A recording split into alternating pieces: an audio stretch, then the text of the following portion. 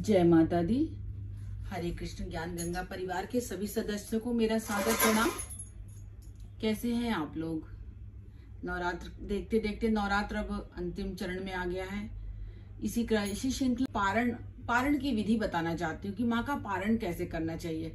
कुछ लोग तो अष्टमी को कन्या खिला के पारण कर लेते हैं, लेकिन मेरे हिसाब से जैसा शास्त्र के अनुसार कहा जाता है कि 9 माह होती, 9 रातें होती, 9 रात्रि कहा जाता है। माँ के 9 स्वरूप की पूजा की थी। 8वें दिन आप व्रत कैसे पारण कर सकते हैं? ये ठीक है, जहाँ की जैसी मान्यता है लोग करते हैं, मैं उसको वो नहीं कहती हूँ। लेकिन अगर आप 8-7 रह रहे हैं तो 9 दिन पूरा माँ का 9 देवियों की पूजा आराधना करके 10वीं के दिन पारण किया जाता है। माता का 10वीं के दिन पारण होता है। 9वीं के दिन माता की विदाई होती है। जैसे आप 8 दिन रहे, पूजा किए, 9वीं के दिन आपने हवन किया, कन्या खिलाया, चलिए कोई नहीं, आप कन्या अष्टमी को भी खिला सकते हैं, हवन अष्टमी को भी कर सकते हैं, कोई दोष नहीं है उसमें। जिसके घर में जैसी परंपराएं होती हैं उस तरह करे। लेकिन पारण 9 दिन के बाद 10वीं की सुबह मॉर्निंग में ही होती है, माँ की आरती के साथ। तो आप जैसे 9वीं को, मेरे यहाँ तो 9वीं को कन्या खिला के हवन होके तब हम लोग 10वीं को पारण करते हैं। इस तरह माँ को 9वीं के दिन पूरा श्रृंगार आप अर्पित कीजिए। अगर आप सुहागिन है तो पूरा श्रृंगार सजे, नहीं तो अगर आपकी शादी नहीं भी हुई तो मेहंदी, चूड़ी, बिंदी आप तब भी चढ़ा सकती हैं, ऐसा कुछ नहीं। अगर आप 9 दिन का व्रत हैं या तो माँ के श्रृंगार, अगर आप पुरुष भी हैं तो अपनी पत्नी से, अपनी बहन से, अपनी बेटी से माँ का श्रृंगार चढ़वा दीजिए। कोई भी कर सकता है। अगर पुरुष भी 9 दिन का व्रत है तो माँ का श्रृंगार अपनी पत्नी, माँ, बेटी, कन्या रूप में कोई भी हो उससे करवा सकता है। और करके 9वीं के दिन कन्या पूजन कीजिए। अगर आपको 9 कन्या मिल जाती हैं तो बहुत ही अच्छा। नहीं मिल पा रही है, आप एक ही कीजिए। आप जाइए, प्लेट में लगा लीजिए, किसी गरीब कन्या हो, मंदिर के बाहर गली में कहीं भी मिल जाएंगी, बहुत मिल जाती हैं। अगर आपको 9 कन्या आपके घर में मिल जाती, कोविड का समय है, लोग नहीं भेजना चाहते हैं, अगर मिल जाती है तो बहुत अच्छी है, अच्छी बात। नहीं मिल भी रही है तो भी 1-2 जो भी कन्या मिल जा रही हैं आप 1-2 कीजिए।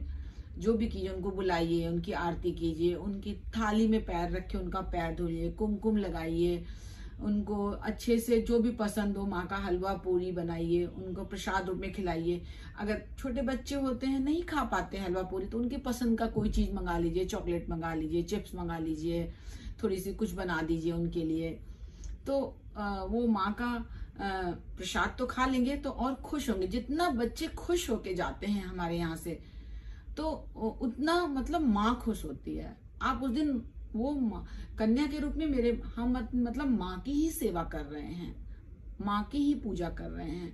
तो उन्हें अच्छा अच्छा गिफ्ट दीजिए, जो भी आपकी सामर्थ हो, जो भी कर सकते हैं। अगर आपके पास वस्त्र देने की क्षमता है तो वस्त्र दीजिए, चूड़ी दीजिए, प्यार से जो आप समर्थ हो करने में, उस तरह माँ की विदाई कीजिए, कन्या की पूजा कीजिए, कन्या स्वरूप माँ की पूजा कीजिए और उनकी विदाई करिए, आरती करिए, पूजा, उनको गिफ्ट देके खुश करके, जितना वो खुश होके आपके घर से जाएंगी, समझ लीजिए उतनी ही खुशियां हमारे घर में आती हैं। और लौट के आप देखेंगे धीरे धीरे धीरे धीरे ऐसे करते करते हमारे घर में धीरे धीरे खुशियां, सब कुछ अच्छा होना शुरू हो जाता है। सबके घर में अच्छा होता होगा, हम ये नहीं कह रहे, अच्छा होगा और भी अच्छा होगा, और भी अच्छा होगा। सब सुख समृद्धि रहेंगे, किसी को रोग नहीं होगा, बीमारी नहीं होगी और सब खुश प्रसन्न रहेंगे, बच्चों की तरक्की होगी, व्यापार बढ़ेगा, सब खुशी रूप से रहेंगे। और अब मैं ये बताऊंगी कि जैसे कन्या पूजन आपने कर लिया, सब कुछ हो गया। अब 9वीं के दिन आप माँ को वहीं जहां पे भी स्थापित किया वहां रहने दीजिए। चाहे तो थोड़ी चौकी उनकी हिला सकते हैं 9वीं के दिन, कोई वो नहीं है, लेकिन वहीं पे रहने दीजिए। 10वीं के दिन सुबह स्नान आदि करके अच्छे से आप उठेंगे, माँ की आरती, भोग, प्रसाद करेंगे और उसके बाद आरती करने के बाद माँ से हाथ जोड़ के प्रार्थना करेंगे और उनसे क्षमा प्रार्थना करेंगे। दुर्गा सप्तशती में लास्ट पे क्षमा प्रार्थना लिखा है, आवाहनम ना जानेम पूजितम, ये संस्कृत में है, अगर नहीं आता है कोई बात नहीं, अगर आता है तो आप वो पढ़ के कीजिए, अगर नहीं आता है तो आप हाथ में थोड़ा सा अक्षत लीजिए, हाथ जोड़िए, माँ के आगे कहिए, हे माँ, मैंने जैसे भी बन पड़ा है मैंने आपकी पूजा अर्चना आराधना की है, आप हमारे घर में आई, आप हमारे यहाँ 9 दिन रही, आपका बहुत बहुत धन्यवाद, आपकी कृपा से हमारी पूजा अर्चना बहुत अच्छे से रही और मुझसे जो बन पड़ा मैंने आपकी सेवा की। आप हमारे घर में हर साल ऐसे आइए, मुझसे कोई गलती हो गई हो तो मुझे क्षमा कीजिएगा, मुझे न पूजा आता है न अर्चना आती है, मुझे जैसे आता है मैं वैसा कर पा रही हूँ। और आप और माँ से यही प्रार्थना करते हुए माँ को माँ को कहिए, माँ से कहिए, हे माँ, गणेश लक्ष्मी हमारे घर में सदा विराजमान रहे और सुख समृद्धि धन संपदा हमारे घर में विराजमान रहे। और माँ, आप अपने स्थान को प्रस्थान कीजिए और हर साल आप हमारे घर में ऐसे ही आइए, हमारे घर में खुशियाँ लाइए और मैं आपकी पूजा अर्चना कर सकूं। ऐसे कह के माँ का विदाई कीजिए। उसके बाद आप माँ जो भी भोग प्रसाद जो भी हो, मिश्री जो भी आप चढ़ाए हो माँ को, वो उठा के उसका जल पी लेके आप माँ कुछ खाइए, पारण कीजिए। और माँ को अगर अपने मंदिर में ही रखे हैं तो थोड़ा हिला के चौकी उनकी जहां भी रखे हो हिला लीजिए, और अगर मंदिर से थोड़ा चौकी अलग लगाए हो तो माँ को उठा के अपने मंदिर में स्थापित कर दीजिए। अगर आपने मिट्टी की लिया है तो माँ को प्रवाहित, अगर अलग से मिट्टी की लाई है कि नहीं प्रवाहित करना है तो आप उसको प्रवाहित कर दीजिए। छोटी सी हो या तो अपना घर में भी बहुत लोग छोटी सी लाके टब में पानी भर के माँ को उसमें प्रवाहित कर देते हैं। जब मिट्टी गल जाती है तो फिर वो किसी गमले में पौधे में डाल देते हैं, ऐसे भी कर सकते हैं। और अगर आपकी धातु की है माँ तो अपने मंदिर में उनको स्थापित कर दीजिए, और मंदिर में ही अगर आपने रखा है तो थोड़ा सा हिला दीजिए माँ को।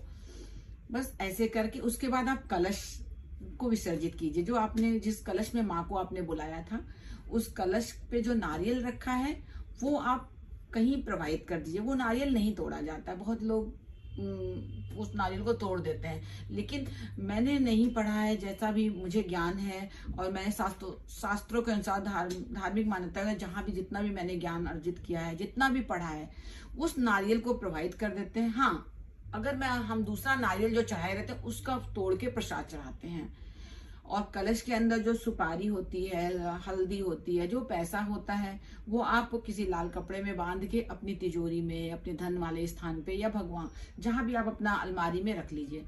हर साल होते होते ज्यादा भी हो जाता है, हर साल कहाँ तक कोई रखेगा, कोई बात नहीं, आप उसको किसी मंदिर में रखाइए, पैसा किसी गरीब को दे दीजिए और सामान सब मंदिर में रख दीजिए। सुपारी है, हल्दी है, ये सब किसी पेड़ की जड़ में डाल दीजिए, ये हो जाता है। उसके बाद जो जल बचा, कलश का जो जल है वो आप पूरे घर में छींट दीजिए, जैसे सब आपके घर की नेगेटिव एनर्जी सब दूर हो जाए। और उसके बाद जो ज्वारे जो होते हैं, अब इनका क्या करें, इनको अपना बच्चों की किताब थोड़े थोड़े माँ का आशीर्वाद समझ के बच्चों की किताबों के बीच में डाल दीजिए, अपने धन स्थान पे रख दीजिए।